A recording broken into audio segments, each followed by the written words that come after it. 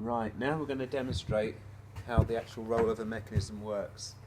There's two chocks, one at each end of the table. Release the chock, 1,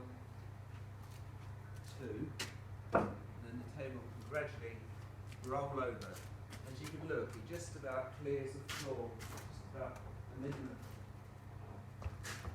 amount possible. It rolls over, you don't put the chocks, secure it. It's now at playing height, and to get it back to dining height, of course, it's just the reverse. Just remove the chocks, 1, 2, and the table rolls over once again. As you can see, it really just misses the floor by a fraction of an inch or 1/8 inch. Right, so the table's now back